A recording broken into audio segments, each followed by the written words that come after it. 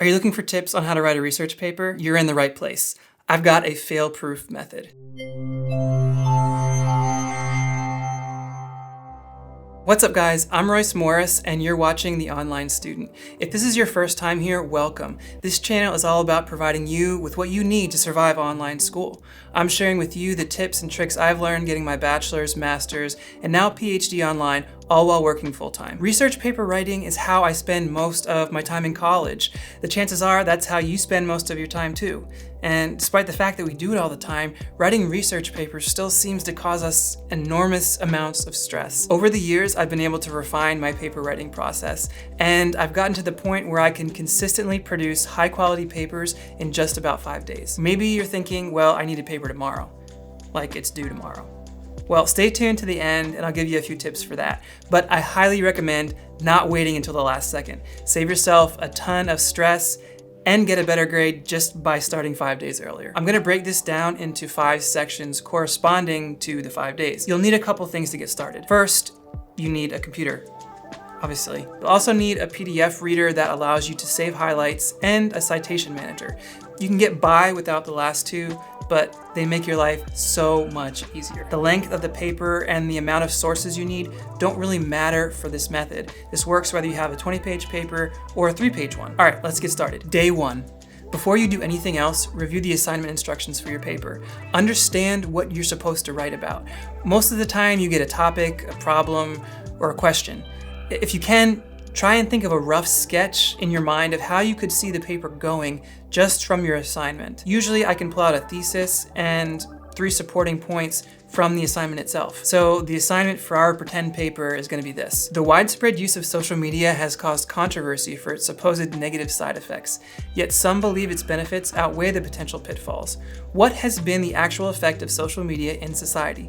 Be sure to discuss its impacts on adolescence, economic activity, and politics. For this assignment, our thesis could be social media has positively impacted society. And our supporting points could be how social media has positively impacted adolescence, economic activity, and politics. That's all from the assignment itself. And I'm just making this up as I go, just to give you an example. After you've done that, review your coursework.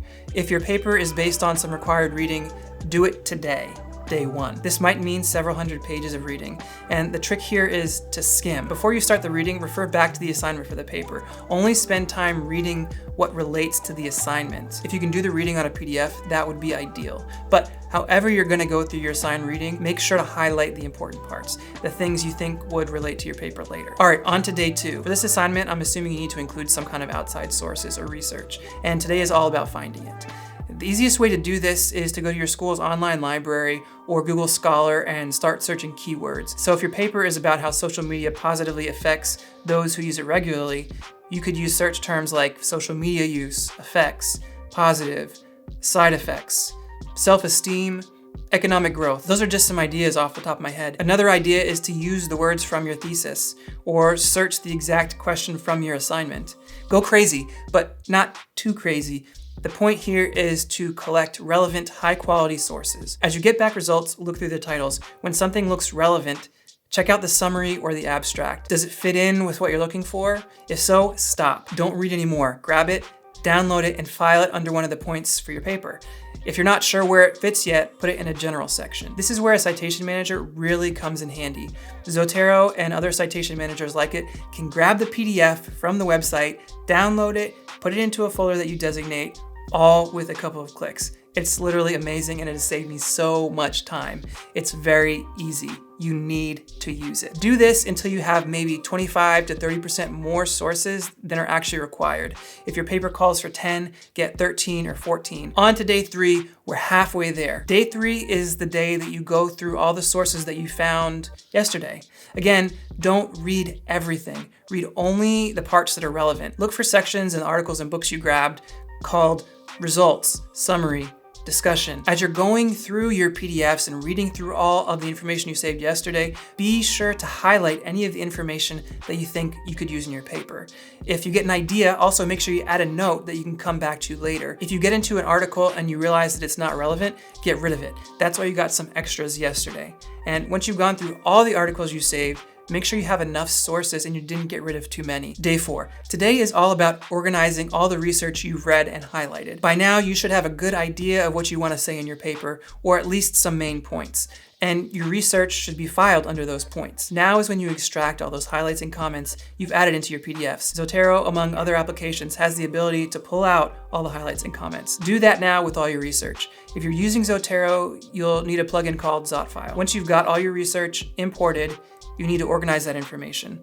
I like to use a program called Scrivener, but you can really use anything that allows you to make digital note cards. So I take one highlight and put it on its own note card in Scrivener under the point that I'm trying to make. And once I transfer all of the highlights to Scrivener, I then organize them in the order that I want to write them. I'll look at all the notes for a section and see what goes together, what information agrees and disagrees, and I get a flow going.